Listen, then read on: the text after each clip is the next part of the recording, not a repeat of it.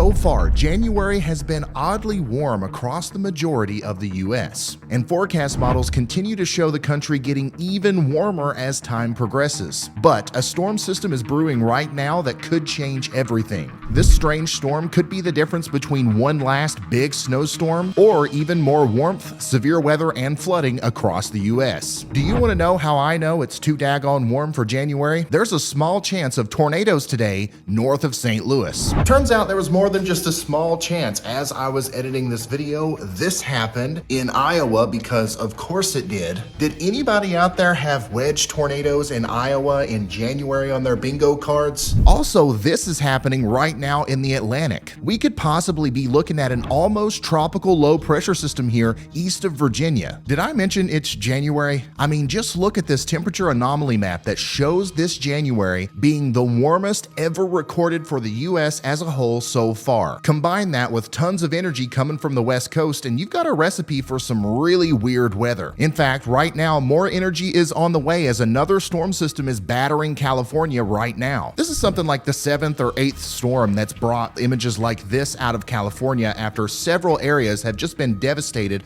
by flooding. It's not all bad though, because all of this moisture has essentially put a big dent in the drought out here. Check out the difference between the drought monitor from a month ago versus the latest update. This is overall great news for the West Coast and we're going in the right direction. But this storm system is going to continue to push east past the Rockies and combine with that incredibly warm ridge to produce yet another dangerous storm as we go into Wednesday. Watch the low pressure center organize over the southern plains, pulling up even more warm Gulf air and combining it with cooler air from the north. We do have a chance for significant snow in Colorado and into the plains on Tuesday into Wednesday. Then an even heavier band of snow sets up from Kansas into the upper Midwest as we go later into the week. At the same time though, we are expecting another severe weather outbreak in the south. This low pressure is going to pull up some even warmer air from the Gulf into Texas, Louisiana, and Mississippi. And that warm air will be met with cooler air as the low pressure system swings around a cold front. When they meet, strong storms and tornadoes will be possible. And as we saw last week, even in winter, we need to be prepared for severe weather and tornadoes. One way you can do that is by subscribing to this channel. You know we're going to have consistent updates as new data comes in. And when crap really hits the fan, I'm going to be live right here covering it for 10, 12 hours straight, whatever it takes. But another really good tool to have is a direct line to the National Weather Service, and that's actually possible with a NOAA weather radio. These things tune into a live radio feed from your local National Weather Service, and they broadcast tornado warnings in real time, even if the power and internet is off. You can get these things at Walmart, Target, and Walgreens, and a bunch of different places like that. But if you want to support me, I've got them in my shop, shopryanhall.com, and there's a link down in the description. Now, after the severe weather in the south and the snow in the Midwest, this storm's just going to bring more warm rain to the rest of the East Coast. But like I said, a big change is coming.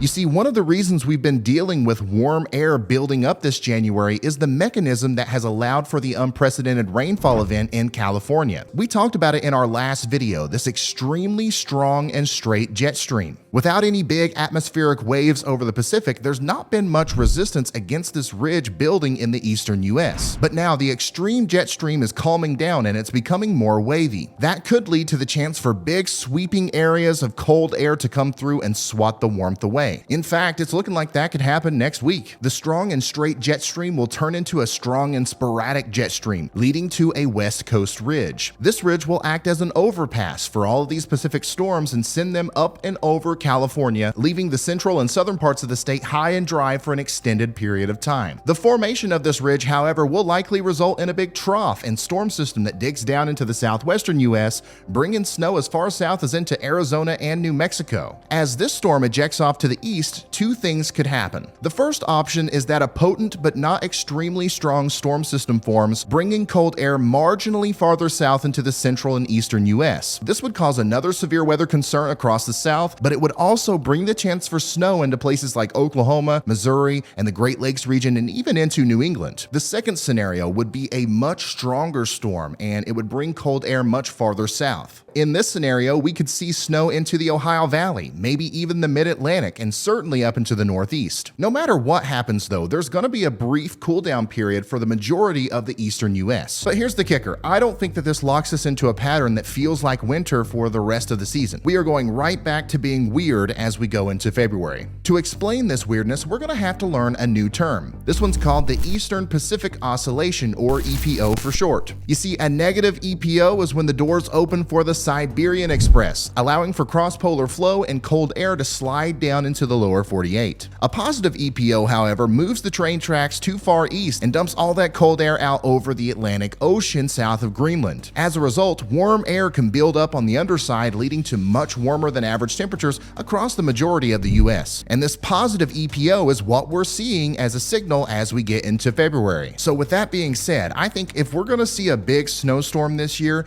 it's going to have to happen in late January. Otherwise, it ain't happening, son. I mean, I guess it could happen in March. That's too far out to know anything about right now. But who the heck even really wants snow in March? That's when we're supposed to be excited for spring, and the daggone snow is going to be melted by the next day anyways. I honestly think that we're looking at experiencing one of, if not the warmest January through February stretches we've ever had. Just look at the whole progression of the most recent GEFS ensembles. As you can see, we're flipping from warmer to cooler across much of the country in the short term, and that's where I think we have the best chance of seeing some sort of significant snowstorm east of the Rockies. But as we go into February, that warm air comes right back. This is downright terrible news for snow lovers, especially along the East Coast, but remember this. Just because it's warmer than average doesn't mean that it's gonna feel like spring all the time. It can still snow in January even with maps that look like this. Also, these computer models and myself have been wrong a lot in the past, so we've got to keep that in mind. Whatever ends up happening, I'm gonna be right here sharing all the latest details with y'all. Okay, huge shout out to all of our members over here. Thank you all for being such a big part of the channel. I'm gonna have consistent updates on the extra channel now as we go forward. We're gonna be talking about these upcoming potential snowstorms and of course our big severe weather risk on Wednesday. We might even do a live stream here for that. So make sure you like this video, subscribe to the channel, and turn notifications on so you don't miss that. And then of course subscribe and turn notifications on for the extra channel as well. Thank you all for giving me the best job in the world. I'm going to be here for you as we go forward, and I'll see you in the next one. Goodbye.